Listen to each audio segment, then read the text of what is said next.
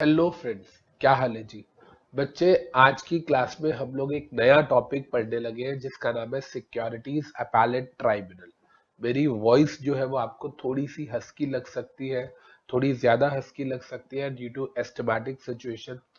2 दिन पहले asthmatic attack आया जिसकी वजह से मेरी वॉइस में इशू है। थोड़े दिन रहेगा, ब्रीदिंग इशू रहेगा, बट आई होप इतनी बुरी भी नहीं है कि आपको समझ ना आ सके, राइट। बच्चे ध्यान से देखते हैं प्लीज। हमारा जो टॉपिक है सिक्योरिटीज अपैलेट ट्राइब्यूनल सैट, ये जो टॉपिक है इसमें बहुत ज्यादा अमेंडमेंट आई। इतनी ज्यादा अमेंडमेंट आई कि जो पुराने वाला सैट था वो पूरा का पूरा नए सैट से, नए टॉपिक से रिप्लेस हो गया। मतलब सिक्योरिटीज अपैलेट ट्राइब्यूनल का आप ये कह सकते हो कि ऑल टुगेदर पूरा का पूरा स्ट्रक्चर ही चेंज हो गया। हम इसको ध्यान से समझेंगे, एक एक चीज को बहुत डिटेल में पढ़ेंगे और आपको सब कुछ याद हो जाएगा, दैट्स फॉर श्योर। आपको ज्यादा पैनिक होने की जरूरत नहीं है, बिकॉज ये टॉपिक जो है सिक्योरिटीज अपैलेट ट्राइब्यूनल का वैसे भी बहुत लाइटर मोड पे है और इसके अंदर मैंने अच्छा खासा होमवर्क किया है। तो मैं आपको आज जो कुछ भी पढ़ाऊंगा वो सारी की सारी चीजें आपको इजीली समझ आ जाएगी और साथ साथ याद भी हो जाएगी। क्या हम लोगों को एक चीज अच्छी तरह पता है कि सर सैट की फुल फॉर्म है सिक्योरिटीज अपैलेट ट्राइब्यूनल। और हमें एक चीज अच्छी तरह पता होनी चाहिए कि जितनी भी ट्राइब्यूनल्स होती है वो किसी ना किसी एक्ट में बनी होती है। जैसे कि फॉर एग्जांपल अगर हम बात करें तो national company law tribunal companies act 2013 में बनी है। Securities appellate tribunal SEBI act 1992 में बनी है। तो जितनी भी ट्राइब्यूनल्स होती है वो सब की सब किसी ना किसी एक्ट में बनी होती है। ये बात तो हमें समझ आती है। एक्चुअली में जब हम बात करते हैं ट्राइब्यूनल की बच्चे, तो हमें इतना पता है कि ट्राइब्यूनल एक क्वासाई जुडिशियल बॉडी होती है। व्हेन आई से the word quasi judicial body, इसका मतलब क्या है? Partly judicial body, behaves like a judicial body. आप एक चीज समझो, हम बात करते हैं कोर्ट की। जब हम कोर्ट के पास जाते हैं, हम कोर्ट के पास क्यों जाते हैं? मान लो फॉर एग्जांपल किसी का कोई क्रिमिनल केस है, किसी का कोई सिविल केस है। भाई आपने मेरा कॉपीराइट इंफ्रिंज किया, आपने मेरे घर में चोरी करी, आपने सड़क पे एक्सीडेंट हो गया, दो भाइयों का प्रॉपर्टी को लेके झगड़ा है, हस्बैंड वाइफ का डाइवोर्स को लेके झगड़ा है, कोई भी झगड़ा हो, हम सीधा किसके पास जाते हैं? कोर्ट के पास। तो क्या कोर्ट किसी एक पर्टिकुलर मैटर पे झगड़ा सॉल्व करता है, या कोई भी इशू है तो आप कोर्ट के पास जा सकते हो? सर कोई भी सिविल या क्रिमिनल मैटर है तो आप कोर्ट के पास जा सकते हो। कोर्ट की पास बहुत वाइडर होती है। लेकिन ट्राइब्यूनल बनाई जाती है एक पर्टिकुलर एक्ट के अंदर। अगर उस पर्टिकुलर एक्ट में आपको कोई दिक्कत है या उससे रिलेटेड एक्ट्स में अगर आपको कोई दिक्कत है तो आप जाते हो उस ट्राइब्यूनल के पास। तो अगर मेरे से कोई पूछे, तो मेरे से कोई पूछे कि ट्राइब्यूनल क्या है? क्वासाई जुडिशियल बॉडी है, कोर्ट की तरह काम करती है ट्राइब्यूनल्स। लेकिन इसमें एक चीज इंपॉर्टेंट क्या होती है कि जो ट्राइब्यूनल्स है इनका दायरा छोटा होता है। ये सिर्फ लिमिटेड नंबर ऑफ एक्ट्स या लिमिटेड नंबर ऑफ अथॉरिटीज के अगेंस्ट ही अपील सुनते हैं। As simple as that, right बच्चे। अब सुनिए ध्यान से क्या कह रहा है, देखिए ध्यान से समझिएगा। अमित वोरा नाम का एक बंदा है जो सेबी से परेशान है, तो वो सैट के पास अपील फाइल कर सकता है। ये बात तो हमें समझ आती है। अब लिखेगा नहीं, I will give you ample time to note down. पहले सुनिए, अमित वोरा नाम का बंदा है, सेबी से दुखी है, सैट के पास अपील फाइल करता है। बिल्कुल। अब यहाँ पहला क्वेश्चन आता है कि अमित सर सेबी में किससे दुखी है? सेबी में दो लोगों के ऑर्डर से वो परेशान हो सकता है। या तो जो सेबी का बोर्ड ऑफ डायरेक्टर्स होते हैं, जिसको मैनेजमेंट ऑफ सेबी बोलते हैं, उन्होंने कोई ऑर्डर दिया मेरे अगेंस्ट, या जो सेबी का एडजुडिकेटिंग ऑफिसर है उसके सामने मेरा और रिलायंस का कोई झगड़ा चल रहा था, हम एडजुडिकेटिंग ऑफिसर के पास गए, उसने मेरे अगेंस्ट जजमेंट दे दी, ऑर्डर दे दिया, और अब मैं उसके अगेंस्ट सैट के पास जा रहा हूं। तो कहने का मतलब क्या हुआ? कोई भी बंदा जो अग्रीव्ड है वो जा सकता है सैट के पास, aggrieved by the order of whom? Aggrieved by the order of board of directors of SEBI और एडजुडिकेटिंग ऑफिसर ऑफ सेबी। आप देख रहे हैं, क्रॉस का मतलब क्या है कि मैं इसके ऑर्डर से सेटिस्फाइड नहीं हूं। तो जब मैं इसके ऑर्डर से सेटिस्फाइड नहीं हूं तो मैं अपील फाइल कर रहा हूं सैट के सामने, राइट। अच्छा, अब सुनिए ध्यान से। अब यहां पर जो अमेंडमेंट वाला प्रोविजन आया है, सुनिएगा ध्यान से। बेटा आजकल क्या हो रहा है, हमारी जो गवर्नमेंट ऑफ इंडिया है ना, वो ना कंसोलिडेशन ऑफ पावर्स कर रही है। मैं क्या वर्ड बोल रहा हूं समझिए, कंसोलिडेशन ऑफ पावर्स। सर क्या कहना चाह रहे हो? सुनिए, NCLT national company law tribunal बना कंपनीज एक्ट के अंदर। कंपनीज एक्ट से रिलेटेड केसेस एनसीएलटी के पास जाने थे। लेकिन उसके साथ साथ क्या हुआ, IBC insolvency and bankruptcy code में भी एनसीएलटी का रोल आ गया। और तो और अगर आपने कभी कंपटीशन एक्ट 2002 सुना हो, जिसमें competition commission of India CCI होता है, सीसीआई के अगेंस्ट हम कैट के पास जाते थे, कंपटीशन अपैलेट ट्राइब्यूनल के पास। अब कैट को वहां पे डिसॉल्व कर दिया गया। आज के टाइम में कैट टाइप की कोई बॉडी नहीं होती है, सीसीआई के अगेंस्ट हम जाते हैं एनसीएलटी के पास। तो इसका मतलब क्या हुआ, कंपटीशन कमीशन ऑफ इंडिया के अगेंस्ट भी अगर अपील फाइल कर दिया तो कहां जाएगी, एनसीएलटी। तो कहना इसे कि एनसीएलटी कंपनीज एक्ट में फॉर्म हुआ, लेकिन उसकी जो विंग्स है, उसकी जो पार्स है, वो स्प्रेड आउट होती जा रही है, उसको हम बढ़ाते जा रहे हैं। कैसे, उसको आईबीसी में भी इंपॉर्टेंट रोल दे दिया, उसको सीसीआई में भी दे दिया। In the same manner SAT के साथ भी कुछ ऐसा ही हुआ। पहले हम सिर्फ सेबी रिलेटेड जो लॉज होते थे, सेबी रिलेटेड मतलब सेबी एक्ट 1992, डिपॉजिटरीज एक्ट 1996, एससीआरए 1956, ये 3 एक्ट ऐसे होते थे जिसके अगेंस्ट हम सैट के पास जाते थे। लेकिन अब सैट की पावर भी एनसीएलटी की तरह वाइडर होती जा रही है। आज के टाइम में IRDA, insurance regulatory development authority, इसके अगेंस्ट अगर आपने अपील फाइल करनी है तो भी आपको सैट में जाना पड़ेगा। पीएफआरडीए, पीएफआरडीए पेंशन फंड, अगर हम बात करते हैं पीएफआरडीए की, pension fund regulatory development authority, इसके अगेंस्ट भी अगर आपने जाना है तो भी आपको कहां जाना पड़ेगा, सैट के अंदर जाना पड़ेगा। तो ये अमेंडमेंट वाले प्रोविजन है, मतलब जब तक नया सैट नहीं आया था, पुराने वाले सैट के प्रोविजन चल रहे थे, तब तक इनके अगेंस्ट कुछ भी नहीं था। अब नया प्रोविजन क्या आ गया, IRDA, insurance regulatory development authority, PFRDA, pension fund development regulatory development authority, इन दोनों के ही अगेंस्ट अगर आपने अब जाना है तो आपको सैट के पास जाना पड़ेगा। तो कहना इसे कि आज के टाइम में सैट के बाद हम 3 केसेस में जा सकते हैं, सेबी के अगेंस्ट, आईआरडीए के अगेंस्ट एंड पीएफआरडीए के अगेंस्ट, राइट। अब सुनिएगा ध्यान से, कहता है सर हम कितने दिनों में जा सकते हैं, कहता है 45 डेज में जा सकते हैं ऑफ द ऑर्डर। जब सेबी के एडजुडिकेटिंग ऑफिसर ने या इन चारों में से किसी ने भी हमारे अगेंस्ट ऑर्डर दिया, उस ऑर्डर की कॉपी जिस दिन हमारे पास आती है वहां से टाइम स्टार्ट होता है। ऑर्डर दिया 1 तारीख को, कॉपी आई 10 तारीख को, तो टाइम स्टार्ट होगा 10th से। जिस दिन ऑर्डर की कॉपी रेडी हो गई उस दिन से 45 डेज के अंदर अंदर हम सैट के पास जाएंगे। And these are 45 days, working days नहीं है, टोटालिटी में 45 डेज। और कहता है जब आप जाओगे, आप सैट के पास जाओगे कि हम सेबी के ऑर्डर से सेटिस्फाइड नहीं है, तो वो आप किस ग्राउंड पे अपील फाइल करोगे। कहता है 2 ग्राउंड हो सकते हैं, क्वेश्चन ऑफ फैक्ट या क्वेश्चन ऑफ लॉ। आप ये प्रूफ करो कि जो सेबी के एडजुडिकेटिंग ऑफिसर है या जिसने भी आपके अगेंस्ट ऑर्डर दिया है, उसने कोई फैक्चुअल गलती करी है, फैक्चुअल गलती करी, आपके एविडेंसेस को ढंग से नहीं देखा, आपके सबूतों को ढंग से नहीं देखा। या question of law, question of law का मतलब हो गया कि जो इन्होंने जजमेंट दिया है, जिस ग्राउंड पे दिया है, वो लॉ के अगेंस्ट है, वो एज पर लॉ नहीं है, जो वर्डिक्ट आना चाहिए था वो एज पर लॉ आना चाहिए था। तो we can say question on the basis of fact या question on the basis of law. अब मेरी बात को ध्यान से सुनिएगा, यहाँ पे हम सैट के पास जा रहे हैं, हम या तो question on the basis of fact भी लेके जा सकते हैं, question on the basis of law भी लेके जा सकते हैं। लेकिन जब आप सैट के अगेंस्ट अपील फाइल करते हो, हम आगे जाके पढ़ेंगे, देखिए जब हम सैट के अगेंस्ट जाते हैं सुप्रीम कोर्ट में, देखिए हम सैट से सेटिस्फाइड नहीं है तो हम सुप्रीम कोर्ट में जाते हैं। लेकिन जब हम सुप्रीम कोर्ट में जाएंगे तो क्वेश्चन ऑफ लॉ के बेसिस पे जा सकते हैं, क्वेश्चन ऑफ फैक्ट के केसेस पे नहीं जा सकते। मतलब सैट ने फैक्चुअल गलती करी, सैट ने इन फैक्ट्स को कंसीडर नहीं किया, ये एविडेंस नहीं देखा, इस ग्राउंड पे आप सुप्रीम कोर्ट में अपील फाइल करते हो, वो वैलिड नहीं मानी जाएगी। तो ये बहुत इंपॉर्टेंट चीज है समझने वाली कि सैट के पास जब आप जा रहे हो तो it can be regarding question of law और क्वेश्चन ऑफ फैक्ट।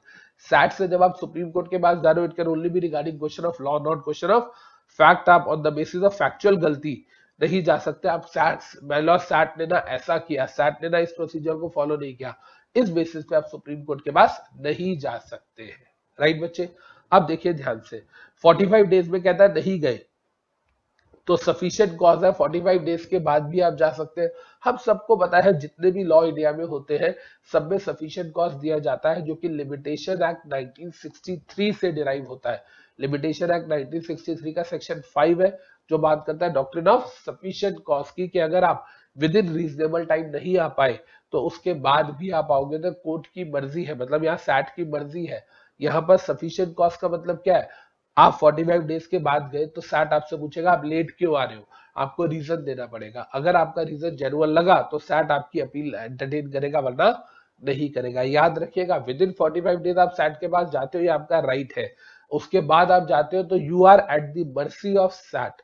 अगर सैट को आपका एक्सक्यूज लेट आने का रीजन जेन्युइन लगता है तो वो आपको एंटरटेन करेगा, वरना नहीं करेगा, एज सिंपल एज दैट। अब सुनिए ध्यान से, ये अमेंडमेंट है, मैंने ये तो आपको बता ही दिया। सैट क्या करेगा अब यार, बहुत बड़ी सिंपल सी है, जब भी हम किसी बड़ी अथॉरिटी के पास अपील लेके जाते हैं, पैलेट अथॉरिटी के पास, वो क्या करती है, या तीन तीन में से कोई एक काम करती है। ये तो हर जगह पे सेम आता है। या तो वो जो लोअर अथॉरिटी ने ऑर्डर दिया था उसी ऑर्डर को बोलेगी नहीं जी वही वाला ऑर्डर ठीक है, मतलब उसी ऑर्डर को कंफर्म कर देगी, या उसमें थोड़े बहुत चेंजेस कर देगी, मॉडिफाई कर देगी, या उसको हटा के नया ऑर्डर पास कर देगी, सेट असाइड करेगी। तीनों में से एक ही काम करेगी। मतलब जो सैट है, या तो वो लोअर अथॉरिटी का ऑर्डर कंफर्म करेगी, या मॉडिफाई करेगी, या सेट असाइड करेगी, जो भी करेगी कहता है ज्यादा से ज्यादा 6 महीने में करेगी। Endeavour to adjudicate in 6 months, ये चीज याद रखिएगा। कोशिश करनी है कि 6 महीने के अंदर अंदर जजमेंट आ जाए। मतलब जो सैट है उसके बाद जब अपील फाइल हो रही है, तो सैट को कोशिश करनी है कि 6 मंथ्स के अंदर अंदर वो उसका फैसला सुना दे। राइट, क्लियर है क्या? इतना हमको याद हो गया। सैट एक क्वासाई जुडिशियल बॉडी है, पार्टली जुडिशियल बॉडी बोलते हैं हम इसको। सेबी एक्ट में बनी है, प्राइमरीली सेबी या डिपॉजिटरीज या एससीआरएस से रिलेटेड काम करती थी, सिक्योरिटीज कॉन्ट्रैक्ट रेगुलेशन एक्ट। धीरे धीरे इसकी पार जो है वो पीएफआरडीए, आईआरडीए, इन एक्ट्स में भी इसकी पार जो है वो बढ़ा दी गई है, इंश्योरेंस एंड पेंशन फंड के अंदर। सिंपल सी बात है। इसके बाद अगर हम बात करते हैं, समझ आ गया कि सर सेबी के साथ साथ हम पीएफआरडीए और आईआरडीए के अगेंस्ट भी जा सकते हैं। सैट पे 45 डेज प्लस सफिशिएंट कॉस्ट में वो कंफर्म, मॉडिफाई या सेट असाइड करेगा, जो भी करेगा विद इन 6 मंथ्स ऑर्डर देगा। ऑर्डर की कॉपी पार्टीज के पास जाएगी, अमित वोरा और रिलायंस इन दोनों का झगड़ा हो रहा था, इनके पास जाएगी। और साथ में जिस ऑफिसर ने वो ऑर्डर दिया है, सेबी ने दिया है या आईआरडीए के जिस ऑफिसर ने दिया उसके पास कॉपी जाएगी। सिंपल सी बात है। और जब हम सैट के पास जाएंगे तो on the basis of question of fact या on the basis of factual गलती या एज पर लॉ, जो जो सेबी का ऑथराइज्ड ऑफिसर था उसने जजमेंट नहीं दी, एज पर लॉ या एज पर फैक्चुअल कोई गलती हुई, दोनों ही बेसिस पे हम सैट के पास जा सकते हैं। लेकिन सैट से अगर हमें सुप्रीम कोर्ट पे जाना है, it can be only on the basis of question of law and not on the basis of question of fact. Right बच्चे, चले जी आगे। अब देखिए यहां पर मैंने एक छोटी सी चीज लिखी है, देखिए मैंने लिखा है फालतू का ज्ञान। फालतू के ज्ञान में मैंने क्या लिखा है, consolidation of powers of appellate authorities. India में जितनी भी अपैलेट अथॉरिटीज है, सबकी पावर्स को कंसोलिडेट किया जा रहा है। एक अथॉरिटी को दूसरे दूसरे एक्ट में भी पावर दी जा रही है। जैसे एनसीएलटी को सीसीआई के अंदर पावर दे दी, मैंने देखो लिखा है अमित वोरा सीसीआई से सेटिस्फाइड नहीं है तो पहले जाता रहा कैट के पास, कॉम्पिटिशन अपैलेट ट्रिब्यूनल के पास, अंडर कॉम्पिटिशन एक्ट 2002। अब उसकी जगह एनसीएलटी आ गया तो उसको कैट को डिमोलिश कर दिया गया। मतलब जो कंपटीशन अपैलेट ट्रिब्यूनल था, अब आज के टाइम में उसका कोई वजूद, कोई एग्जिस्टेंस नहीं है।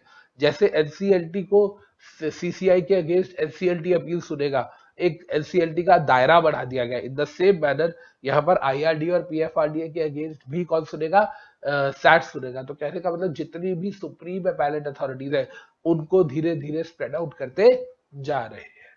राइट बच्चे, क्लियर है जी? तो प्लीज आगे बढ़ने से पहले बच्चे एक बार पहले इतना नोट कर लीजिए, फिर हम आगे चलेंगे।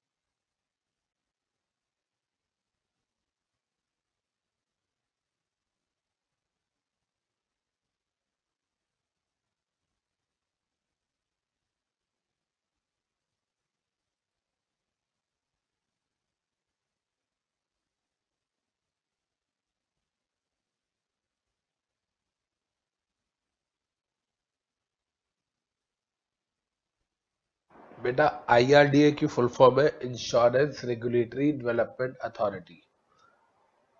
Insurance regulatory development authority. PFRDA की है pension fund regulatory development authority.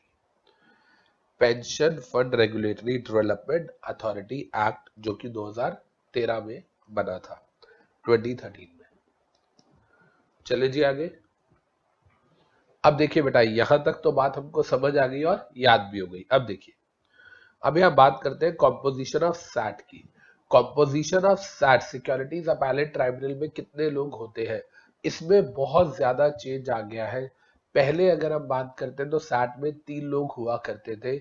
एक सबसे हेड होता था जिसको हम बोलते थे प्रिसाइडिंग ऑफिसर, उसके अंडर एक होता था रजिस्ट्रार, और उसके अंडर एक होता था सेक्रेटरी। अगर हम बात करते हैं तो 3 लोग होते थे, registrar, secretary and presiding officer. वो बात खत्म हो गई है।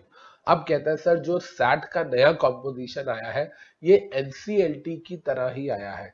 अगर आपने कभी नेशनल कंपनी लॉ ट्राइब्यूनल का कॉम्पोजिशन पढ़ा हो तो आपने सुना होगा कि उसके अंदर प्रिसाइडिंग ऑफिसर होता है, उसके अलावा उसमें कुछ judicial members and technical members होते हैं।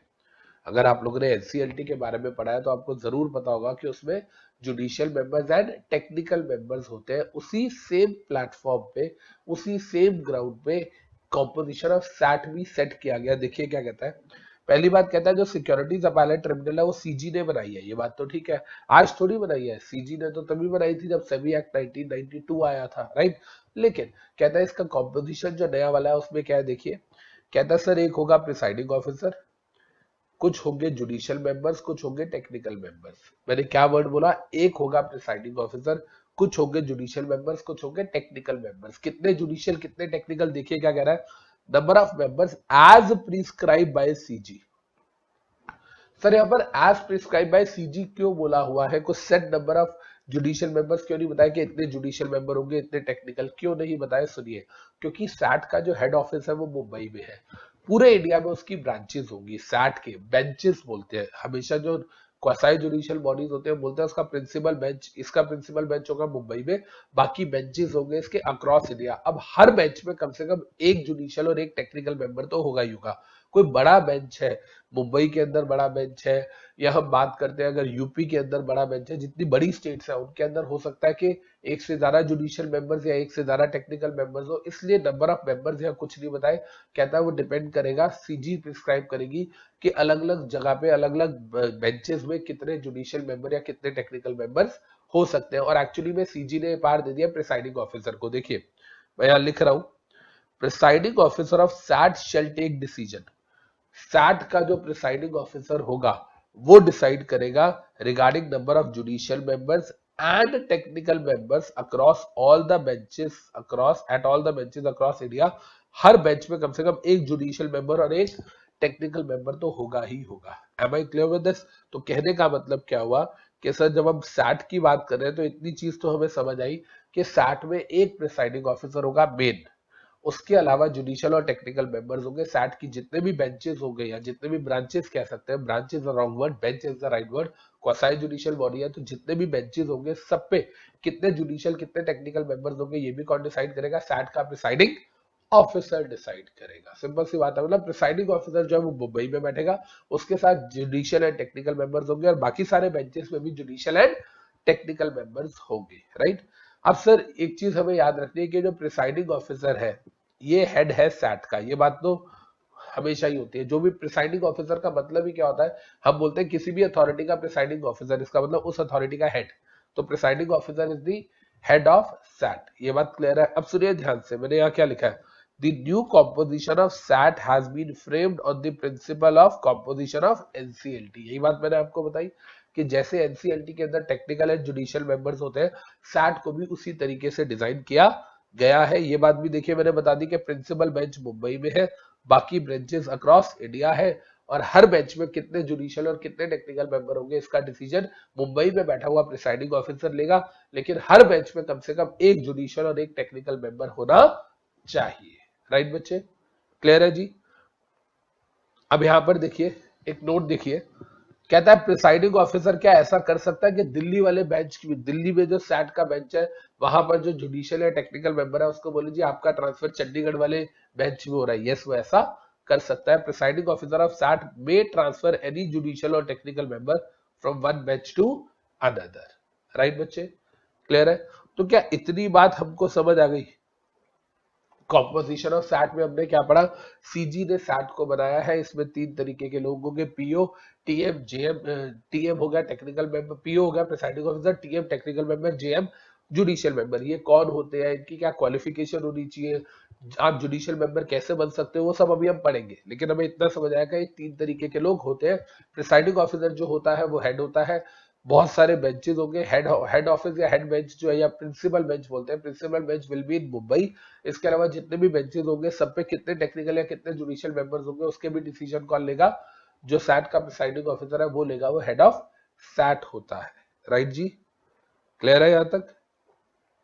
अब देखिए इसको समझते हैं, क्वालिफिकेशन। यहां कहता है सर क्वालिफिकेशन बताइए, किस किस की क्वालिफिकेशन? प्रिसाइडिंग ऑफिसर बनने के लिए क्या क्वालिफिकेशन होनी चाहिए, एंड जुडिशियल मेंबर बनने के लिए क्या क्वालिफिकेशन होनी चाहिए। अभी हम टेक्निकल मेंबर की बात नहीं कर रहे, हम बात कर रहे हैं प्रिसाइडिंग ऑफिसर की, इसकी, एंड जुडिशियल मेंबर की। राइट, देखिए ध्यान से क्या कह रहा है। जुडिशियल मेंबर में सिंपल सी बात बोल रहा है, ही इज और हैज बीन, या है या रह चुका है क्या, जज of high court for at least 5 years। Simple सी बात है। अगर आप चाहते हो कि आप सैट के जुडिशियल मेंबर बनो, तो कहता है उस केस के अंदर या तो आप प्रेजेंटली या पास्ट में कम से कम 5 साल के लिए जज ऑफ हाई कोर्ट बने हो। जज ऑफ हाई कोर्ट, इसका मतलब क्या हुआ? अगर कोई अभी जज है लेकिन उसको बने हुए 3 साल हुए, 3 साल से कोई हाई कोर्ट का जज है, क्या वो जुडिशियल मेंबर बन सकता है? नहीं बन सकता।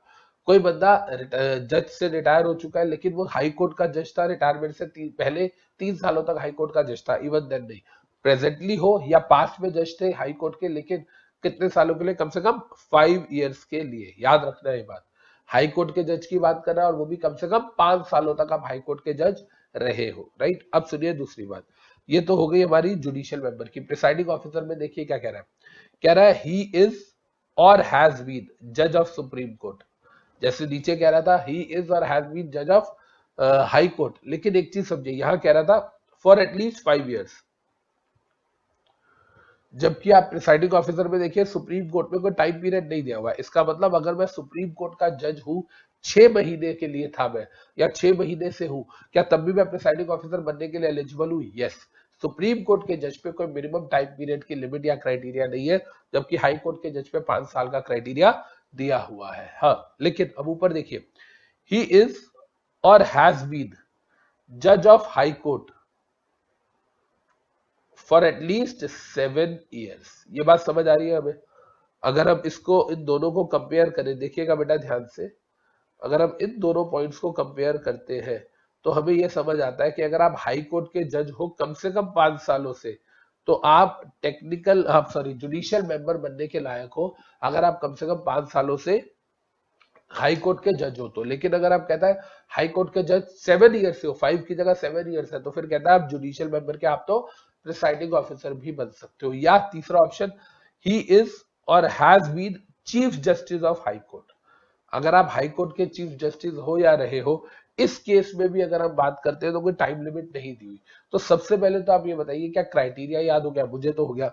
जुडिशियल मेंबर हाई कोर्ट का जज होना चाहिए 5 साल के लिए, और प्रिसाइडिंग ऑफिसर या तो हाई कोर्ट का जज होना चाहिए 7 साल के लिए, या हाई कोर्ट का चीफ जस्टिस होना चाहिए, कोई टाइम लिमिट नहीं है, या सुप्रीम कोर्ट का जज होना चाहिए, कोई टाइम लिमिट नहीं है। याद रखिएगा सुप्रीम कोर्ट में, इधर देखिए, सुप्रीम कोर्ट में सिर्फ जज की बात कर रहा है, हाई कोर्ट में चीफ जस्टिस की बात कर रहा है। या तो सुप्रीम कोर्ट का जज या हाई कोर्ट का चीफ जस्टिस, दोनों ही नहीं है। हाई कोर्ट का जज है तो फिर ये टाइम लिमिट वाली बात आ जाएगी, 7 years वाली। राइट, अच्छा मुझे एक चीज बताओ, सुनिएगा ध्यान से, एक चीज बताइए, सैट को बनाया किसने? सीजी ने। सीजी ने एस्टैब्लिश किया, सेंट्रल गवर्नमेंट ने। ये वाली बात हम लोगों ने यहां पढ़ी कि सीजी ने सैट को एस्टैब्लिश किया। तो सैट के अंदर जो लोग बैठ रहे हैं, प्रिसाइडिंग ऑफिसर, जुडिशियल मेंबर, इसको भी अपॉइंट कौन करेगा? सीजी करेगी। जब सैट को बनाने वाला सीजी है तो किस डेजिग्नेशन में कौन बैठेगा ये भी सीजी डिसाइड करेगी। तो सीजी अपॉइंट कर रही है प्रिसाइडिंग ऑफिसर को भी और सीजी अपॉइंट कर रही है जुडिशियल मेंबर को भी। ये बात तो समझ आई। लेकिन अब सुनिए, जिनको अपॉइंट किया जा रहा है वो लोग कौन है? या तो हाई कोर्ट का जज है, या सुप्रीम कोर्ट का जज है, या हाई कोर्ट का चीफ जस्टिस है, राइट। इन सबको किया जा रहा है। तो इन सब के बारे में किसको ज्यादा पता होगा? किसको पता होगा कि अब सुप्रीम कोर्ट में बहुत सारे जजेस होते हैं, इंडिया में इतनी सारी हाई कोर्ट है, हर हाई कोर्ट के अंदर जजेस होते हैं, कौन सा बंदा अप्रोप्रिएट है कैसे पता चलेगा? कहता है इसके बारे में CJI, chief justice of India से ज्यादा नॉलेज किसी को नहीं होगी, क्योंकि इंडिया में जितना जुडिशियल सिस्टम है सब उसके कंट्रोल के अंडर है। तो कहता है सेंट्रल गवर्नमेंट ना सीजेआई के साथ कंसल्ट करेगी। मतलब central government chief justice of India के पास जाएगी, उसे कहेगी बताओ प्रिसाइडिंग ऑफिसर और जुडिशियल मेंबर किसको बनाए। अब या तो वो खुद एडवाइस देगा, खुद उनके साथ सीजी के साथ मिलकर कहेगा चलो और देखते हैं किसको बनाना है, या हो सकता है वो चीफ जस्टिस ऑफ इंडिया खुद ना आए, अपने किसी नॉमिनी को भेज दे। याद रखिएगा ये बात। तो chief justice of India personally और थ्रू नॉमिनी सीजी की हेल्प करेगा किसमें? अपॉइंट करने में presiding officer and judicial member को। आई होप आपको इतनी बात समझ आई। सेंट्रल गवर्नमेंट जाएगी चीफ जस्टिस ऑफ इंडिया के पास, चीफ जस्टिस ऑफ इंडिया खुद पर्सनली या किसी नॉमिनी को भेज देगा सीजी के पास, जाओ जी और जाके आप presiding officer and judicial member of SAT को अपॉइंट करो, राइट। याद होगा जुडिशियल मेंबर हाईकोर्ट का जज होना चाहिए 5 साल के लिए, वो जुडिशियल मेंबर बन सकता है। प्रिसाइडिंग ऑफिसर हाईकोर्ट का जज 7 साल के लिए, या हाईकोर्ट का चीफ जस्टिस चाहे वो 2 दिन के लिए हो, कोई टाइम लिमिट नहीं दी गई, या सुप्रीम कोर्ट का जज, उसमें भी कोई टाइम लिमिट गिवन नहीं है। इनको अपॉइंट किया जाएगा presiding officer and judicial member, and that to CG appoint करेगी इन कंसल्टेशन विद सीजीआई और हिज नॉमिनी, राइट बच्चे। अभी हम टेक्निकल मेंबर की बात नहीं कर रहे, उसके बारे में अभी हम आएंगे। लेकिन अभी हमें याद हो गया किस किस के बारे में, judicial member and presiding officer के बारे में। तो प्लीज पहले आप इतना नोट कर लीजिए, फिर हम आगे चलते हैं।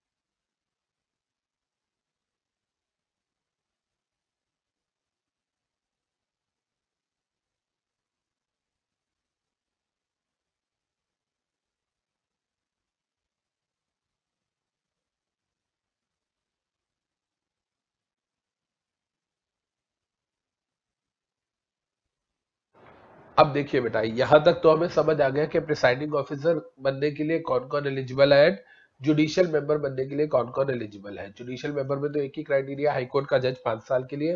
प्रिसाइडिंग ऑफिसर में सुप्रीम कोर्ट का जज या हाई कोर्ट का चीफ जस्टिस या हाई कोर्ट का जज, इसके साथ वो कंडीशन है 7 years वाली। राइट जी। अब देखिए बेटा, अब हम बात करते हैं टेक्निकल मेंबर की। टेक्निकल मेंबर को लेके ना जरा ध्यान से सुनिएगा बात। टेक्निकल मेंबर को लेके बात थोड़ी सी टेढ़ी है, थोड़ी सी अलग है। समझते हैं, ध्यान से सुनिए। सबसे पहले क्या कहता है, देखिए कहता है सर टेक्निकल मेंबर को ना सीजी के साथ जैसे चीफ जस्टिस अपॉइंट कर रहे थे जुडिशियल मेंबर को और प्रिसाइडिंग ऑफिसर को, कहता है वो प्रोसीजर अलग है। टेक्निकल मेंबर में सीजीआई का कोई रोल नहीं है, चीफ जस्टिस ऑफ इंडिया का कोई रोल नहीं है, क्योंकि ये टेक्निकल मेंबर है, इसका लॉ से रिलेटेड तो कोई बैकग्राउंड है नहीं। सुनिए, कहता है टेक्निकल मेंबर कौन होगा। सबसे पहले कहता है टेक्निकल मेंबर बनने के लिए ही इज और हैज बीन, या तो है या पास्ट में रहना चाहिए, क्या पास्ट में कभी होना चाहिए, सेक्रेटरी या एडिशनल सेक्रेटरी इन डिपार्टमेंट और मिनिस्ट्री ऑफ सीजी। ये बात समझ आ रही है। सेंट्रल गवर्नमेंट की किसी भी, आपको पता है जितनी भी मिनिस्ट्रीज होती है उन सब में सेक्रेटरी, ज्वाइंट सेक्रेटरीज होते हैं। तो कहता है भाई कम से कम ये बंदा सेक्रेटरी या एडिशनल सेक्रेटरी लेवल का होना चाहिए। और सेक्रेटरी और एडिशनल सेक्रेटरी जनरली कौन बनते हैं, हमेशा आईएएस ऑफिसर्स बनते हैं। देखिए कह रहा है उसके इक्विवेलेंट पोजीशन, मैंने कहा कौन होते हैं, सीनियर आईएएस ऑफिसर्स होते हैं। When I am saying senior IAS officers, तो इसका मतलब है ऐसे आईएएस ऑफिसर जिसको कम से कम 15 साल का एक्सपीरियंस है। तो कहने का मतलब क्या हुआ, टेक्निकल मेंबर कौन बनेगा, कहता है किसी भी मिनिस्ट्री का सेक्रेटरी या एडिशनल सेक्रेटरी बन सकता है। और कहता है ये किसके लेवल के बराबर होते हैं, कहता है ये आईएएस ऑफिसर्स होते हैं, इनकी इक्विवेलेंट बंदा होना चाहिए जो कम से कम सीनियर आईएएस ऑफिसर हो। और या कहता है ये, या कहता है कोई भी बंदा जो एबिलिटी वाला हो, इंटीग्रिटी वाला हो। देखिए ध्यान से, ability, integrity, proven expertise, track record. देखिए प्रूवन ट्रैक रिकॉर्ड, इसका मतलब कोई ऐसा बंदा होना चाहिए जिसने पास्ट में झंडे गाड़ रखे हो, जिसका ट्रैक रिकॉर्ड अच्छा हो in last 15 years in certain fields. ये फील्ड्स कौन सी हो सकती है, मैनेजमेंट हो सकती है, अकाउंटेंसी हो सकती है, इसके अलावा अगर हम बात करते हैं तो साइंस हो सकती है, इकोनॉमिक्स हो सकती है, राइट, और पब्लिक इंटरेस्ट, कंज्यूमर इंटरेस्ट हो सकता है। तो इसने किसी भी, बिजनेस एडमिनिस्ट्रेशन हो सकती है, इसमें से किसी भी फील्ड में अगर इसको 15 साल का एक्सपीरियंस है तो।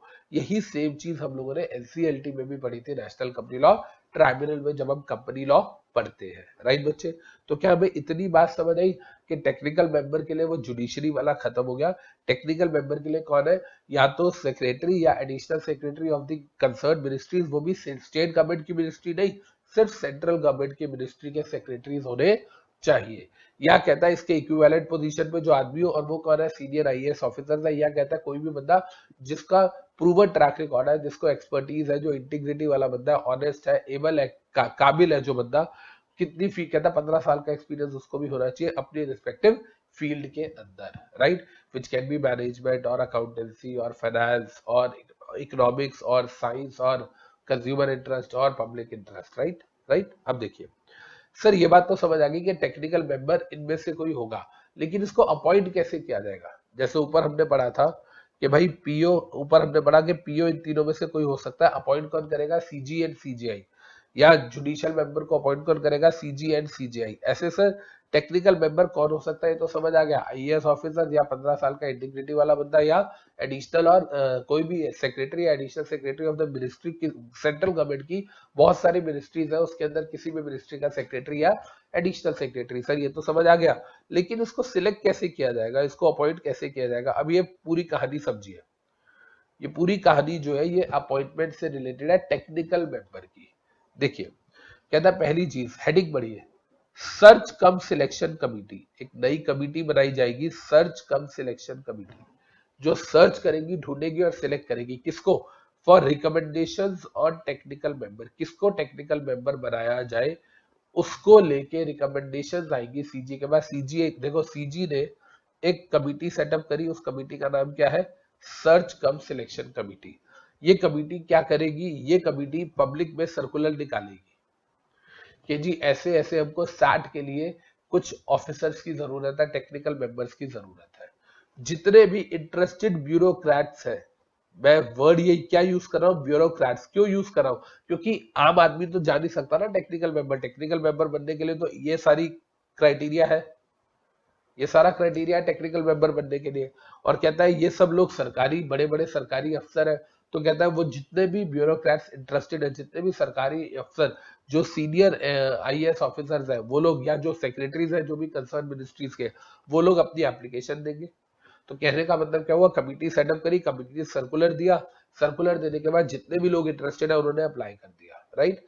उसके बाद जितने भी नाम आए, अब मान लो 100 नाम आए, उसमें से हमें चाहिए टेक्निकल मेंबर मान लो फॉर एग्जांपल 22 चाहिए अक्रॉस इंडिया, तो वो कौन होंगे, वो रिकमेंड कौन करेगा नाम, ये कमिटी रिकमेंड करेगी कि जी हमारे हिसाब से इतने ब्यूरोक्रेट्स ने अप्लाई किया है, इतने सरकारी सीनियर ऑफिसर से अप्लाई किया है, इसमें से हमें लगता है ये लोग जो है ये बेस्ट है, इन लोगों को आप देख सकते हो। तो ये सीजी को दे देंगे, फिर सीजी का काम है वो अपने आप देखे, राइट।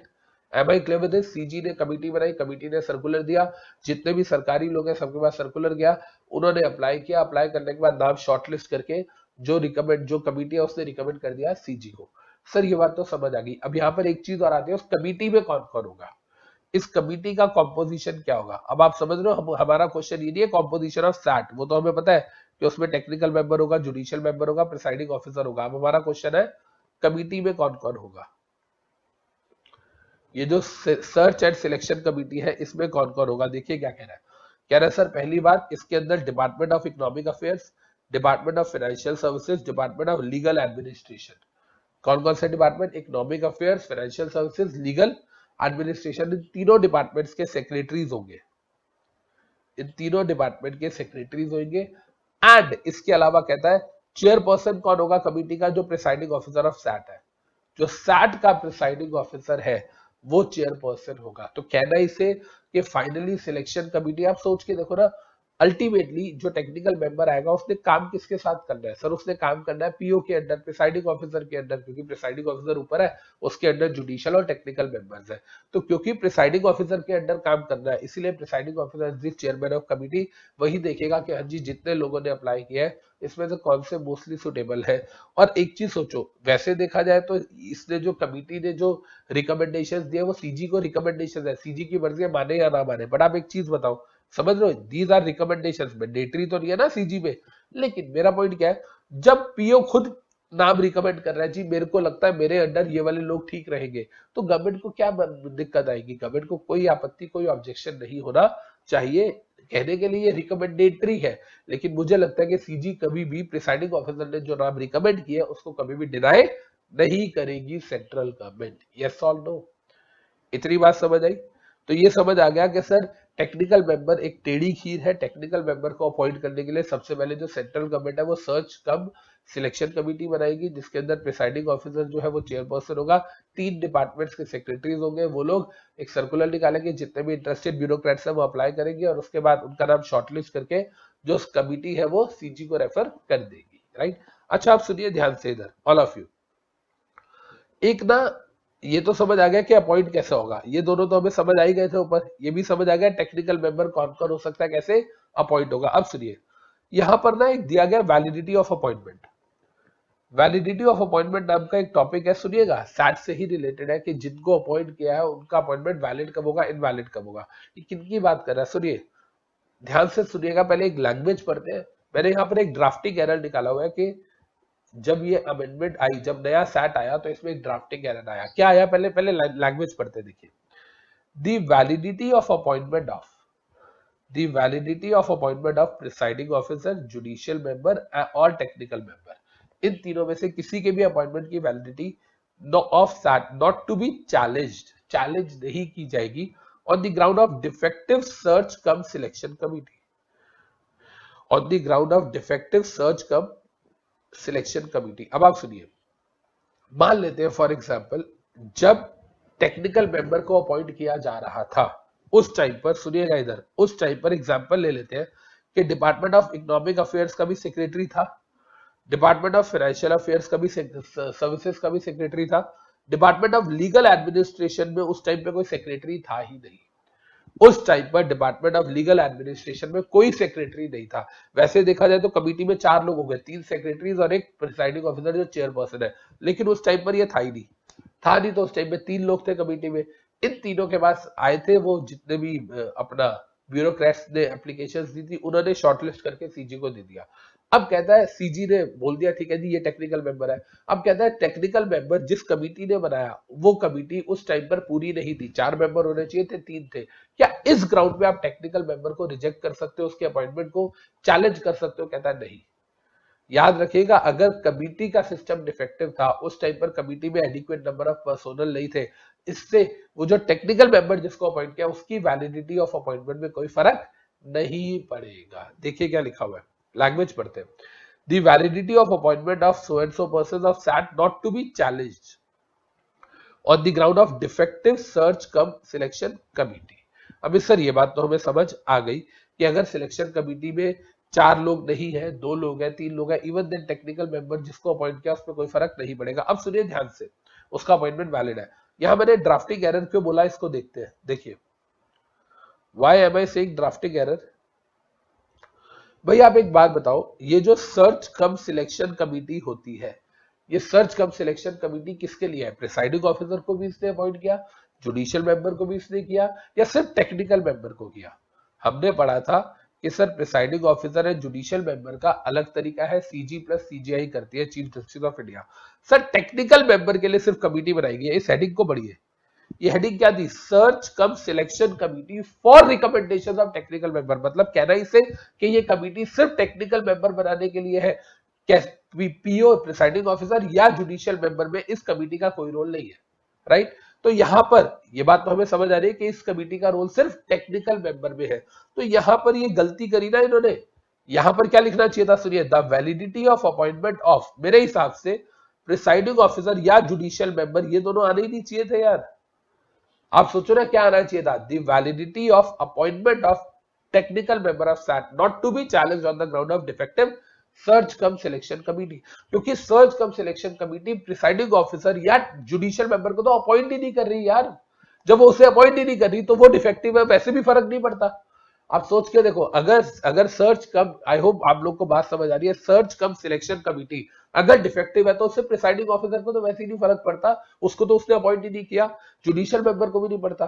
सिर्फ सिलेक्शन कमिटी ने किसको अपॉइंट किया? टेक्निकल मेंबर को। तो फर्क किसको पड़ना चाहिए था? टेक्निकल मेंबर को। यहां पर कह रहे हैं उसको भी अपॉइंटमेंट में कोई फर्क नहीं पड़ेगा अगर defective search cum selection committee है। तो आई होप आपको मेरा पॉइंट समझ आया कि यहां पर लॉ बनते हुए जो जो भी ड्राफ्टर रहा होगा, जिसने भी ये ड्राफ्टिंग की होगी, उससे गलती क्या हो गई? Validity of appointment of technical member of SAT आना चाहिए था। Why? Because search cum selection committee presiding officer या जुडिशियल मेंबर पे कोई रोल वैसे भी प्ले नहीं करती है उनके अपॉइंटमेंट के लिए।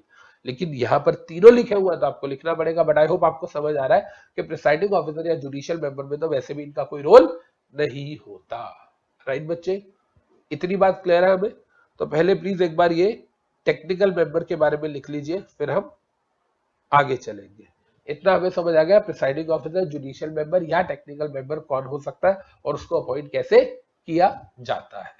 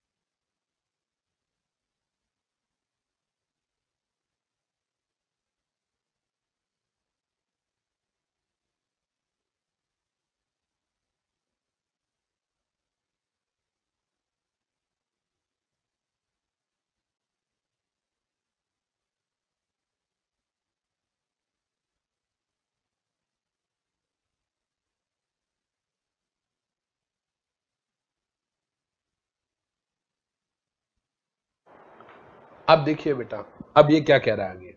अब ये कह रहा है, हमने यहां तक तो पढ़ लिया कि आप प्रिसाइडिंग ऑफिसर या जुडिशियल मेंबर या टेक्निकल मेंबर बनने के लिए एलिजिबल हो या नहीं, उसका एलिजिबिलिटी का क्राइटेरिया हमने पढ़ लिया, और साथ में अपॉइंटमेंट कैसे होगा वो भी हम लोगों ने पढ़ लिया। अब देखिए ध्यान से, ये बड़ा इंपॉर्टेंट पॉइंट है, ध्यान से सुनेगा ये क्या कह रहा है बेटा, इट्स वेरी वेरी इंपॉर्टेंट, सुनिए।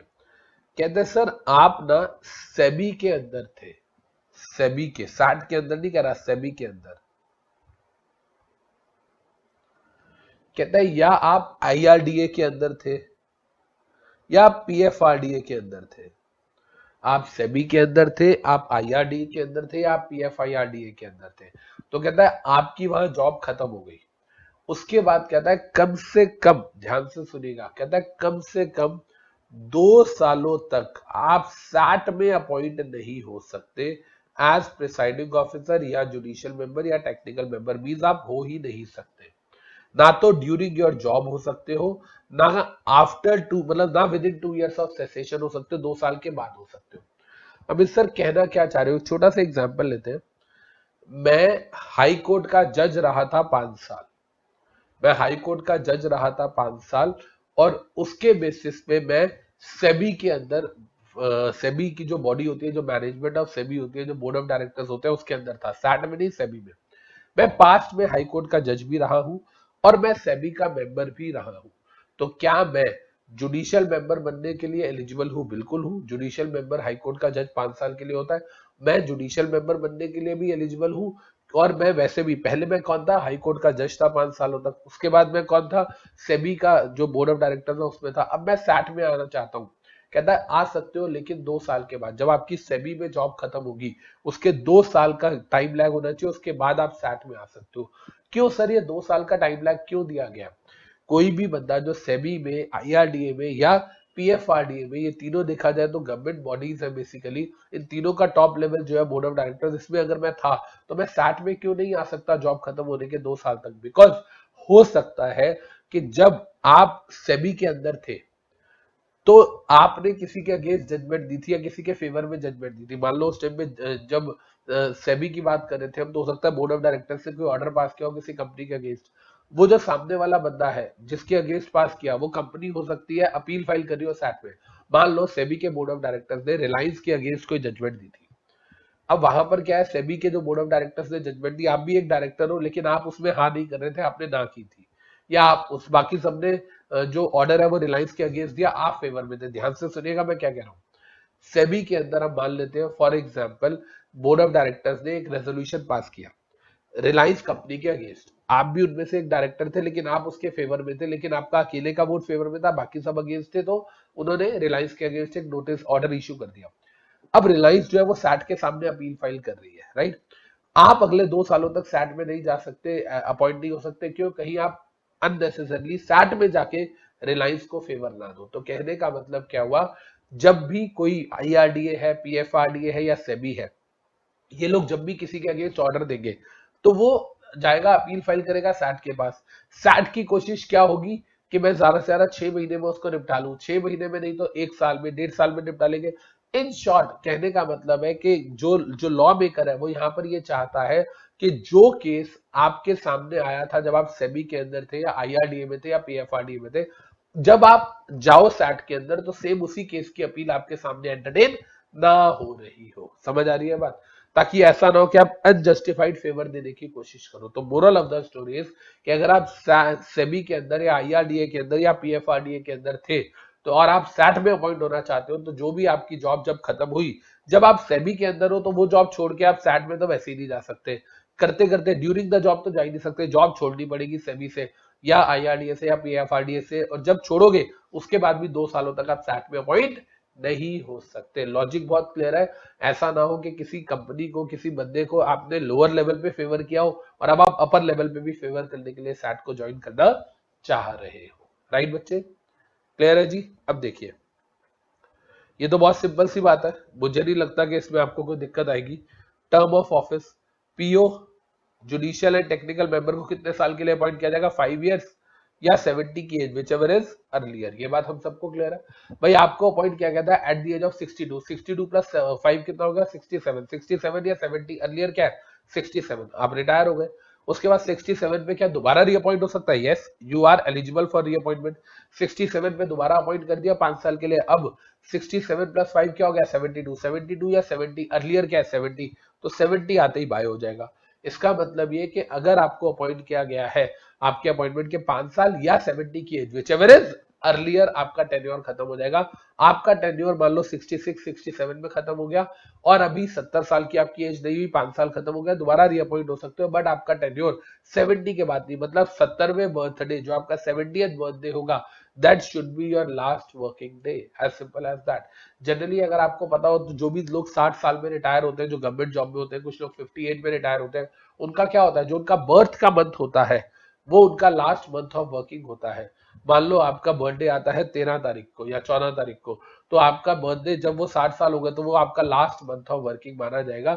इसका मतलब ये कि जो आपका मंथ ऑफ बर्थडे होता है, जो बर्थ मंथ होता है, वही आपका रिटायरमेंट का मंथ माना जाता है in case of jobs, right. अब देखिए क्या कह रहा है, यहां देखिए, no order of CG appointing any person, CG ने जब किसी को भी अपॉइंट कर लिया एज पीओ, जेएम और TM, right, PO judicial member या टेक्निकल मेंबर सीजी ने अपॉइंट किया, shall be called in question in any manner and no act or proceeding before SAT shall be questioned on any ground merely on defect in the constitution। वही वाली बात कि अगर कोई composition defective था या सीजी और सीजीआई ने मिलकर किसी को अपॉइंट करना था, नॉमिनी ने अपॉइंट करना था, किसी भी ग्राउंड पे आप उन तीनों लोग जो अपॉइंट हुए हैं, प्रिसाइडिंग ऑफिसर अपॉइंट हुआ है, जुडिशियल मेंबर अपॉइंट हुआ है, टेक्निकल मेंबर अपॉइंट है, इन तीनों पे आप उंगली नहीं उठा सकते, राइट। ध्यान से समझिए जो मैं कहना चाह रहा हूं, इधर पूरी बात समझिएगा।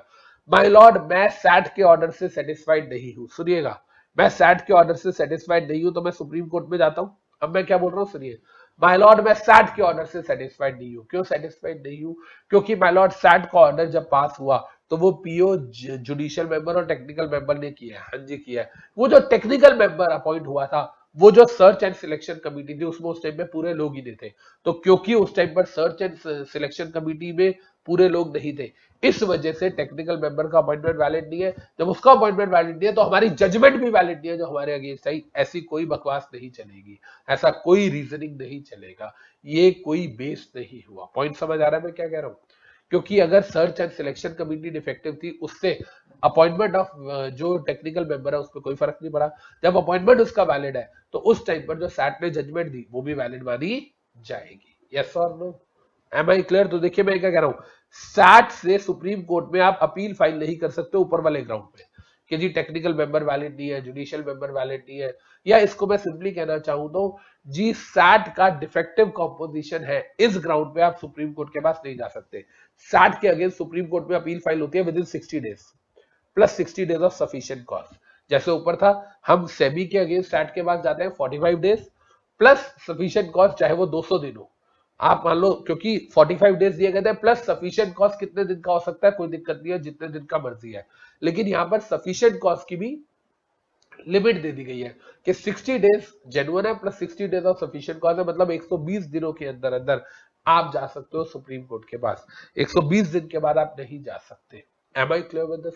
तो कहने का मतलब क्या हुआ, moral of the story is SAT के अगेंस्ट अपील कहां होती है, सुप्रीम कोर्ट में होती है, और वो भी अपील कितने दिनों में होती है, 60 days plus 60 days of sufficient cause. जितना मर्जी जेन्युइन रीजन है आपका, 120 दिन के बाद तो सैट भी आपको एंटरटेन नहीं करेगा, and that too only on the basis of question of law होना चाहिए, on the basis of question of fact नहीं होना चाहिए। इतनी बात हमको समझ आ गई। अच्छा एक और मैं चीज बता दूं आपको, यहाँ पे सुनिएगा ध्यान से, जब हम सैट से सुप्रीम कोर्ट में जा रहे हैं तो मैं कह रहा हूं 60 days plus 60 days of sufficient cause, 120 दिन हो गए। सर 120 दिन निकल गए, अब क्या करें, हम नहीं गए सैट के पास, अब क्या करें? अब भैया इस एक्ट में तो कोई रेमेडी है नहीं, सेबी एक्ट में, डिपॉजिटरीज एक्ट में या पीएफआरडीए में, आईआरडीए में, इनमें कोई रेमेडी नहीं है। 120 दिन निकल गया, अब आप सैट के बाद सुप्रीम कोर्ट नहीं जा सकते। तो फिर क्या किया जाए? कॉन्स्टिट्यूशन ऑफ इंडिया में दो रेमेडीज दी गई है, एक को हम बोलते हैं स्पेशल लीव पिटीशन और दूसरे को हम बोलते हैं रिट पिटीशन। अगर आपने कभी सुना हो तो कॉन्स्टिट्यूशन ऑफ इंडिया में पढ़ाया जाता है writ petition and special leave petition.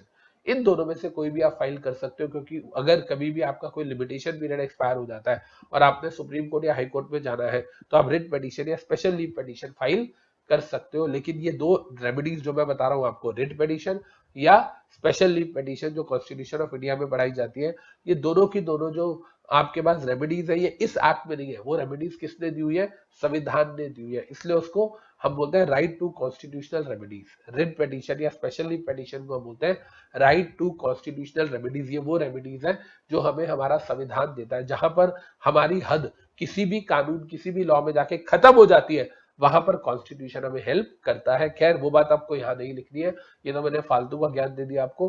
बस आपको इतनी बात समझ आ गई कि सैट से सेटिस्फाइड नहीं हो सुप्रीम कोर्ट में जा सकते हो, लेकिन सैट से इसलिए सेटिस्फाइड नहीं हो क्योंकि डिफेक्टिव कॉम्पोजिशन था सैट का, इस ग्राउंड पे नहीं जा सकते। क्वेश्चन ऑफ फैक्ट गलत है, इस ग्राउंड पे नहीं जा सकते। क्वेश्चन ऑफ लॉ के बेसिस पे आप जा सकते हो, and that too within 60 days plus 60 days of sufficient cause. Right जी, क्लियर है? अब यहां देख लीजिए, इसको देखिए, ये कुछ जनरल बातें हैं प्रोसीजर को लेके, बहुत बेसिक चीजें। सुनिएगा, ये जितने भी पॉइंट्स हैं इधर देखिएगा। ये पहला पॉइंट मैं यहां पर ये लिख रहा हूं, दिस दिस एंड दिस। ये तीन चीजों को पहले समझते हैं जिनको मैंने हाईलाइट किया। ये तीनों की तीनों चीजें बच्चे याद रखिएगा, तीनों की तीनों चीजें हर अथॉरिटी पे अप्लाई होंगी, हर क्वासाई जुडिशियल बॉडी में। इंडिया में जितनी भी ट्राइब्यूनल्स हैं उस पे ये तीनों बातें जरूर एप्लीकेबल होती है। जितनी भी ट्राइब्यूनल्स इंडिया में है ये तीनों पॉइंट सबके लिए कॉमन है। पहला पॉइंट देखिए, set shall not be bound by the procedure laid in Civil Procedure Code 1908। कहता है सर जितनी भी यही बात एनसीएलटी के लिए भी आ सकती है, NCLT shall not be bound। कहता है सर ये क्वासाई जुडिशियल बॉडीज होती है, लेकिन इनके सामने जो केस चलता है क्या वो उसी तरीके से चलता है जैसा सिविल प्रोसीजर कोड 1908 में चलता है? कहता है नहीं जी। कहता है जितनी भी अपैलेट अथॉरिटीज है ये अपना खुद का प्रोसीजर बना सकती है, ये अपना खुद का प्रोसीजर फॉलो करती है। इनको सीपीसी सिविल प्रोसीजर कोड में जो प्रोसीजर दिया गया है वो फॉलो करने की जरूरत नहीं है। याद रहेगी ये बात, पहली चीज क्लियर है? Right, they shall not be bound by the procedure laid in CPC. कि सीपीसी में होता है पहले प्लेंटिफ जाता है कोर्ट में, फीस जमा कराता है, फिर उसके बाद कोर्ट डिफेंडेंट को फाइल करती है, कॉपी फॉरवर्ड करती है, फिर वो अपना रिप्लाई देता है। कहता है जरूरी नहीं है कि वही सेम प्रोसीजर ये क्वासाई जुडिशियल बॉडीज भी फॉलो करें। तो पहली बात, they can have their own procedure, they are not bound to follow civil procedure code का प्रोसीजर। राइट, दूसरी चीज कहता है सिविल प्रोसीजर कोड फॉलो नहीं करेंगे, लेकिन कहता है प्रिंसिपल्स ऑफ नेचुरल जस्टिस तो फॉलो करेंगे ही करेंगे। और प्रिंसिपल्स ऑफ नेचुरल जस्टिस में हमें पता है मेन प्रिंसिपल होता है reasonable opportunity of being heard audi alteram partem, कि आप सुनवाई का मौका जरूर देंगे। और एक और प्रिंसिपल ऑफ नेचुरल जस्टिस होता है that no one can be जज इन हिज ओन केस, पर यहाँ उसकी रेलेवेंस नहीं है। यहाँ रेलेवेंस किसकी है? Reasonable opportunity of being heard. SAT जो है वो सिविल प्रोसीजर कोड को फॉलो नहीं करेगा, लेकिन जो दोनों पार्टीज है उसके सामने दोनों को फेयर हियरिंग का, दोनों को जेन्युइन सुनवाई का मौका देगा, उसके बाद ही जजमेंट पास करेगा। राइट बच्चे, अब सुनिए, कहता है ये दो बातें तो समझ आ गई कि सिविल प्रोसीजर कोड फॉलो नहीं करना, करना करो नहीं करना बंद करो, बाउंडेशन नहीं है। लेकिन कहता है sir principles of natural justice दोनों पार्टीज को सुनवाई का मौका देना पड़ेगा। ये बात हमें समझ आ गई। अब सुनिए, कहता है what are the powers of SAT. पहले इसकी बात करते हैं। मैंने कहा ना ये तीन चीजें जो हाईलाइट की है, ये जो पावर्स ऑफ सैट है ना बेटा, ये हर अथॉरिटी की सेम पावर्स होती है।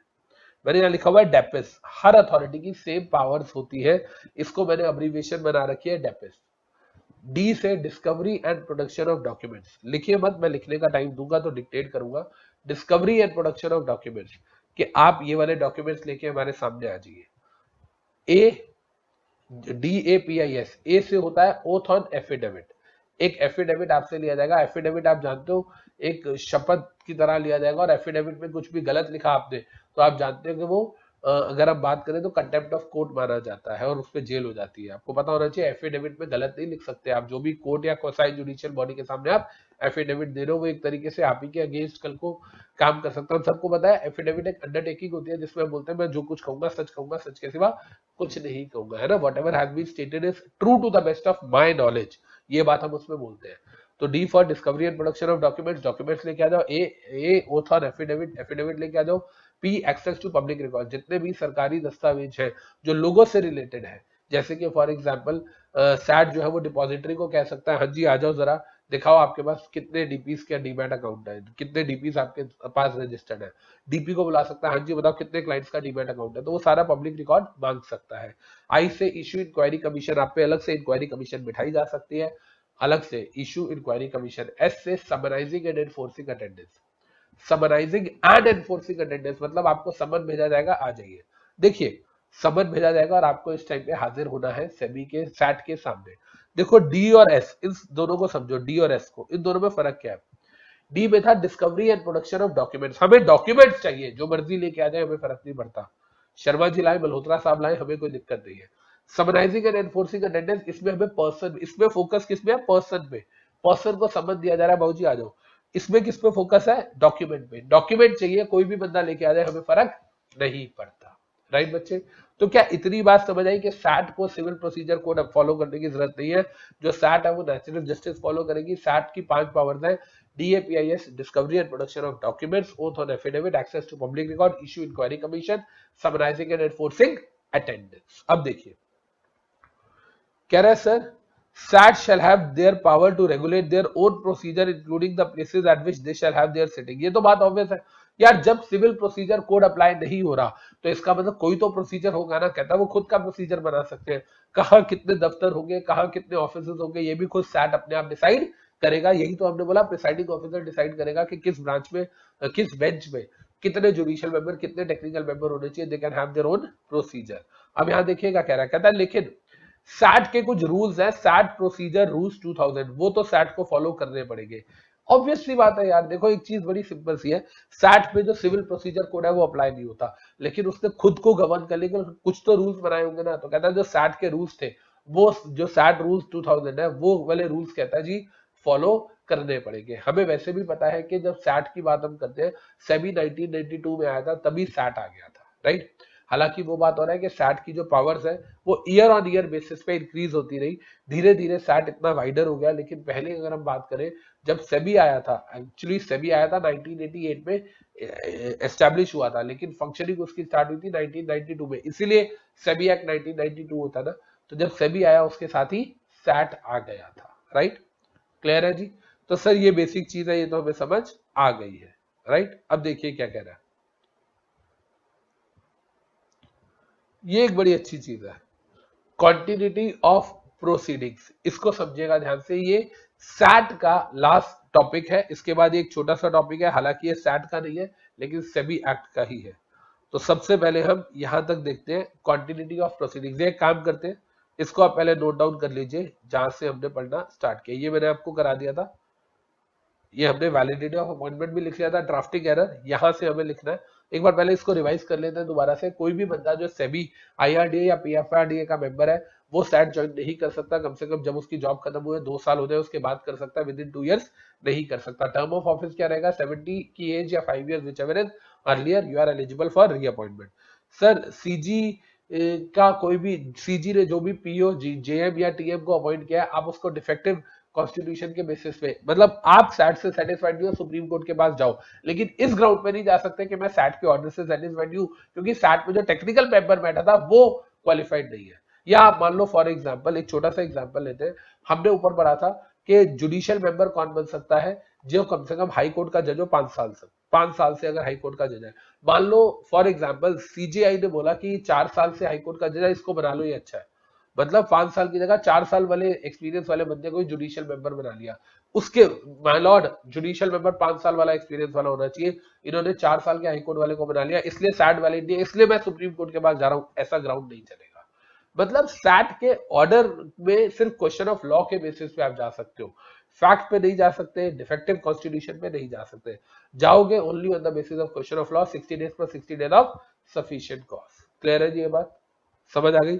ये समझ आ गया कि CPC फॉलो नहीं होता, principle of natural justice follow होते हैं, इसका खुद का रूल्स बना सकते हैं, बना भी रखे इनफैक्ट, जो कि है सैट प्रोसीजर रूल्स 2000। इसके बाद कहता है पावर्स, 5 पावर्स है डेपिस, यहां तक हम लोगों ने पढ़ लिया, प्लीज इसको नोट डाउन कर लो।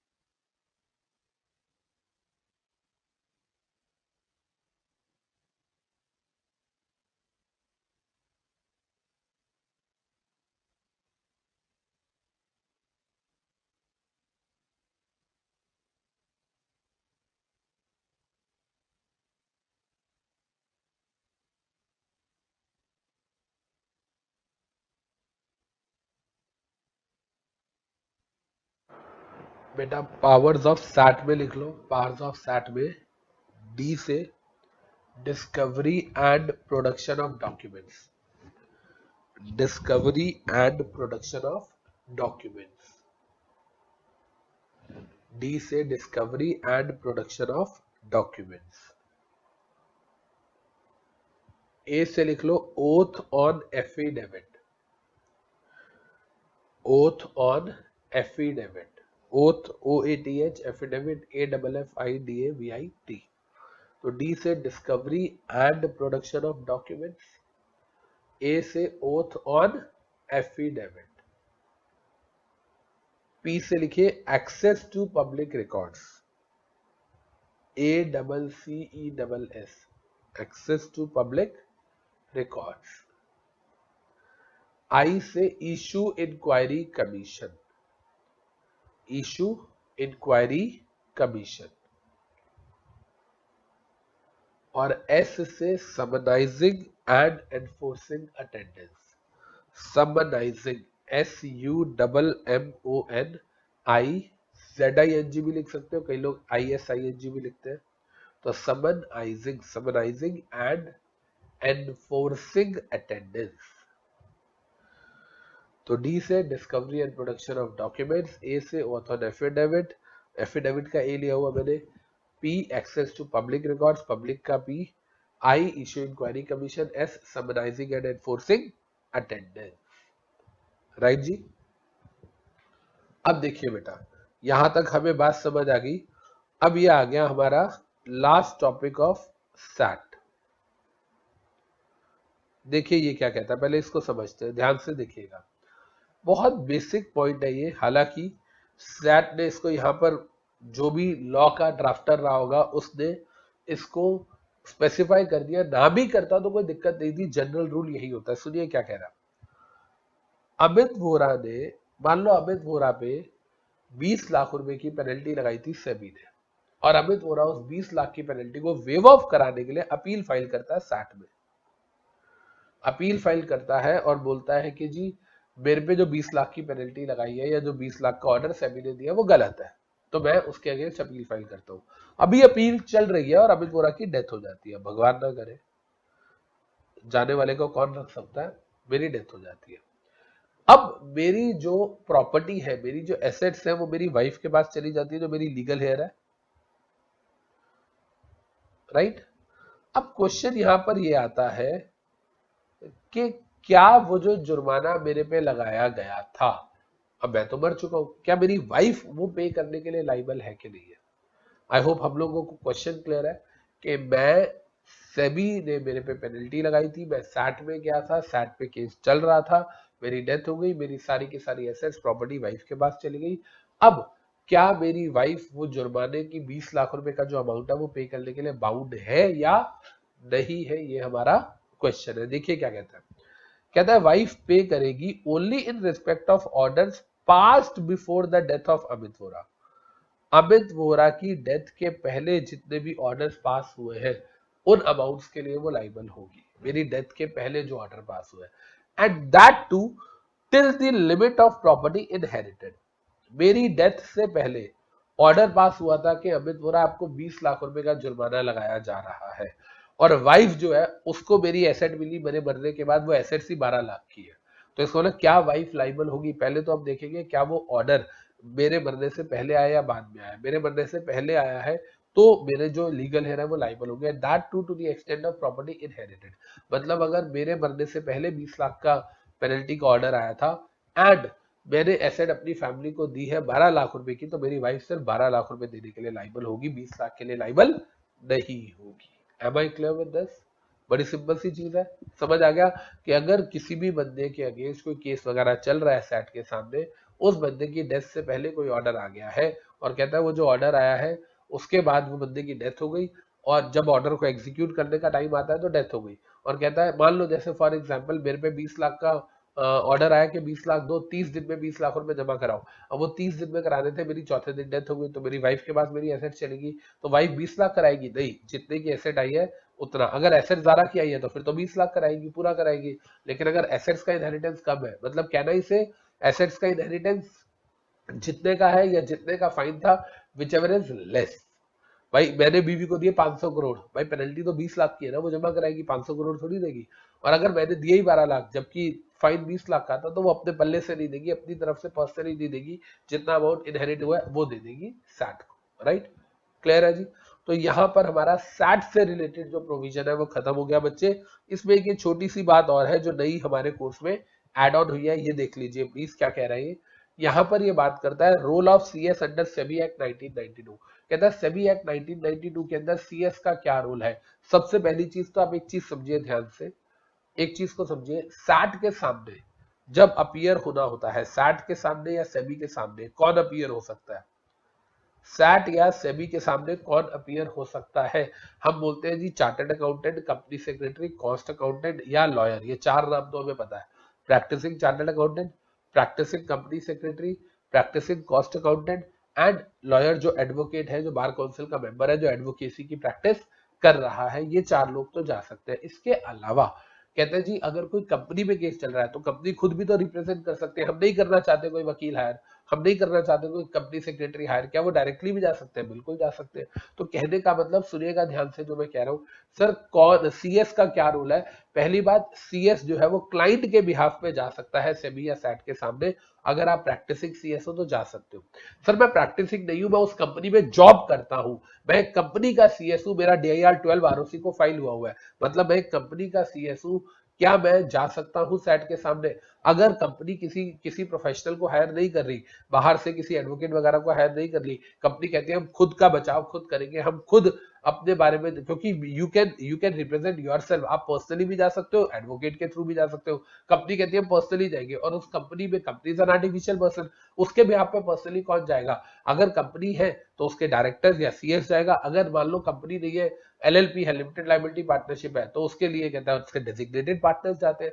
तो कहने का मतलब क्या हुआ यहाँ पर? अगर हम सिंपल बोले तो मैं ये कहूंगा कि क्या सीएस का कोई रोल है सेबी एक्ट में? बिल्कुल है जी। सीएस जो है वो सेबी एक्ट की अगर हम बात करते हैं तो उसके अंदर जो सीएस है उसको राइट टू लीगल रिप्रेजेंटेशन है।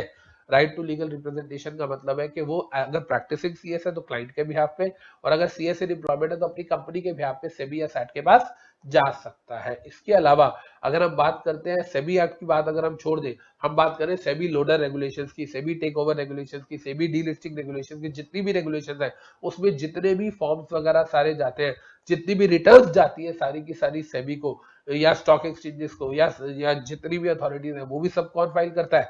सीएस करता है। तो कहना is CS is the compliance officer of the company. Yes, जितने भी एप्लीकेबल लॉज है उन सबका कंप्लायंस हो रहा है या नहीं वो सीएस देखता है। खैर यहाँ पर हमें सिर्फ एक ही बात लिखनी है, राइट टू लीगल रिप्रेजेंटेशन। अगर आप प्रैक्टिसिंग प्रोफेशनल हो तो क्लाइंट के बिहाफ पे जा रहे हो सेबी और सैट के पास, अगर आप सीएस इन एम्प्लॉयमेंट हो तो अपनी कंपनी के बिहाफ पे जा रहे हो सेबी या सैट के पास। तो देखिए मैंने क्या लिखा है, PCS, PCA, PCMA, cost and management accountant, lawyer, ये चार तो जा ही सकते हैं, इनको राइट टू लीगल रिप्रेजेंटेशन होता है। आप खुद भी जा सकते हो सेल्फ, आप इंडिविजुअल हो तो खुद चले जाओ जी, मेरे पे मेरा और मेरे डिपॉजिटरी पार्टिसिपेंट का झगड़ा हो गया जिसके पास मेरा डीमैट अकाउंट है, तो मैं सेबी के सामने खुद जाना चाह रहा हूँ बिना किसी प्रोफेशनल को हायर किए, कोई दिक्कत ही नहीं है उसमें। या कहता है आर्टिफिशियल पर्सन है तो अगर कंपनी है तो डायरेक्टर को भेजेगी, LLP है तो डेजिग्नेटेड पार्टनर को भेजेगी, सीएस अगर अगर कंपनी है तो सीएस को। तो कहने का मतलब क्या हुआ, CS in practice on behalf of client या CS in employment on behalf of employer, जो कंपनी है उसकी, उसके बिहाफ पे सेबी या सैट के सामने आप रिप्रेजेंट कर सकते हो। राइट जी, क्लियर है? तो यहाँ पर हम लोगों का पूरा सैट कंप्लीट हो गया। प्लीज इस टॉपिक को नोट डाउन कर लो। आई होप हमें ये समझ आ गया कि भाई अगर मेरे अगेंस्ट कोई ऑर्डर आया था तो मेरी डेथ के बाद मेरी फैमिली, मेरे लीगल एयर उसको एग्जीक्यूट करने के लिए बाउंड है टू दी, अगर पहली बात मेरी डेथ से पहले आया था ऑर्डर, दूसरी बात that to the extent of property या assets inherited to them, order की वैल्यू ज्यादा है, अमाउंट ज्यादा है, इतने की तो एसेट्स ही मैंने उनको नहीं दी, तो जितने की एसेट दिए वो उतना ही अमाउंट सैट को देने के लिए अमाउंट है। और यही वाला लॉजिक एनसीएलटी का हर अपैलेट ट्रिब्यूनल पे, हर क्वासाई जुडिशियल बॉडी पे, यहाँ तक कि कोर्ट में भी सेम यही वाला प्रोविजन एप्लीकेबल होता है। राइट जी, कर ले इसको नोट।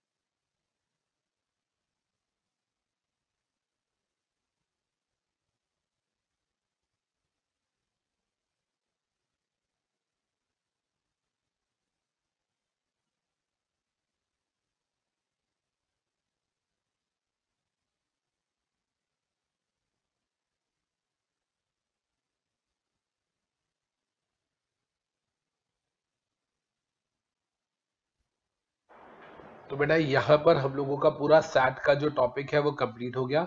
एक बार हम लोग इसको दोबारा से रिवाइज कर लेते हैं ताकि हमारे दिमाग में बैठ जाए। सैट क्या है? एक क्वासाई जुडिशियल बॉडी है। सैट के पास हम जा सकते हैं सेबी के बोर्ड ऑफ डायरेक्टर्स के अगेंस्ट, सेबी के एडजुडिकेटिंग ऑफिसर के अगेंस्ट, आईआरडी के अगेंस्ट, आईआरडीए के अगेंस्ट एंड पीएफआरडीए के अगेंस्ट। सैट के पास जब हम जाएंगे within 45 days plus sufficient cost जाएंगे, that can be on the basis of question of fact और question of law. SAT within 6 months order देने की कोशिश करेगा। वो ऑर्डर पुराने वाले ऑर्डर को, लोअर अथॉरिटी के ऑर्डर को कंफर्म, मॉडिफाई या सेट असाइड करेगा। सर ये वाली तो खैर फालतू का ज्ञान। Composition of SAT, sir CG ने सैट को बनाया है जिसके अंदर एक प्रिसाइडिंग ऑफिसर होगा, जुडिशियल एंड टेक्निकल मेंबर्स होंगे। कितने होंगे वो प्रिसाइडिंग ऑफिसर देखेगा, क्योंकि इनकी ब्रांचेस या benches, benches is the right word, benches across India होगी। जो इनका प्रिंसिपल बेंच है वो मुंबई में होगा। राइट सर, क्या प्रिसाइडिंग ऑफिसर एक बेंच से दूसरे बेंच पे टेक्निकल या जुडिशियल मेंबर को ट्रांसफर कर सकता है? बिल्कुल कर सकता है। क्वालिफिकेशन, जुडिशियल मेंबर के लिए हाई कोर्ट होना चाहिए, हाई कोर्ट का जज होना चाहिए 5 साल के लिए। प्रिसाइडिंग ऑफिसर के लिए हाई कोर्ट का जज 7 साल के लिए, या अगर हम बात करें हाई कोर्ट का चीफ जस्टिस जिसमें कोई टाइम लिमिट नहीं है, सुप्रीम कोर्ट का जज जिसमें भी कोई टाइम लिमिट नहीं है। अपॉइंट कौन करेगा? सर सीजी के साथ CGI chief justice of India मिलके या अपने नॉमिनी को भेज देगा वो कि जाओ सीजी की हेल्प करो। Technical member, sir IAS officer level का बंदा, सेक्रेटरी लेवल का बंदा होना चाहिए मिनिस्ट्री ऑफ। सीजी में 15 साल के एक्सपीरियंस वाला बंदा भी हो सकता है जिसको अपनी फील्ड के अंदर 15 साल का एक्सपीरियंस है और जिसने अपना ट्रैक रिकॉर्ड प्रूव कर रखा है। राइट, सिलेक्शन कम, सर्च कम सिलेक्शन कमेटी होती है टेक्निकल मेंबर को अपॉइंट करने के लिए, जिसका प्रिसाइडिंग ऑफिसर होता है चेयरपर्सन। इसके अलावा 3 सेक्रेटरीज के, 3 डिपार्टमेंट्स के सेक्रेटरीज होते हैं। ये लोग जो है बेसिकली लोगों को बुलाते हैं, न्यूज़पेपर में एडवर्टीजमेंट्स देते हैं, जितने इंटरेस्टेड ब्यूरोक्रेट्स हैं इनके बाद आते हैं, फिर ये फाइनली डिसाइड करते हैं और ये रिकमेंड कर देते हैं सीजी को कि हमें टेक्निकल मेंबर ये वाला समझ आ रहा है। ये समझ आ गया कि जब भी आप सेबी, आईआरडीए या पीएफआरडीए के अंदर हो, जब तक आप हो उसके अंदर एज अ बोर्ड मेंबर, तब तक कहता है आप सैट में नहीं आ सकते और जॉब खत्म होने के भी 2 सालों तक नहीं आ सकते। 2 सालों के बाद आप सैट में अपॉइंट हो सकते हो। टर्म ऑफ ऑफिस 5 इयर्स या 70 व्हिचएवर इज अर्लियर। और अगर आप are you eligible for reappointment? Yes you are. SAT के अगेंस्ट सुप्रीम कोर्ट में जाते हैं 60 days plus 60 days of sufficient cost के अंदर, लेकिन that only on the basis of question of law, not on the basis of question of fact या defective composition of your SAT. के SAT का defective composition था, इसके ground पे आप अप्लाई कर रहे हो तो कहता है नहीं कर सकते। प्रोसीजर ये समझ आ गया, 60 डेज नॉर्मल है plus 60 days of sufficient cause है। प्रोसीजर सीपीसी वाला फॉलो करने की जरूरत नहीं है, नेचुरल जस्टिस करना है, अपने रूल्स बनाओ।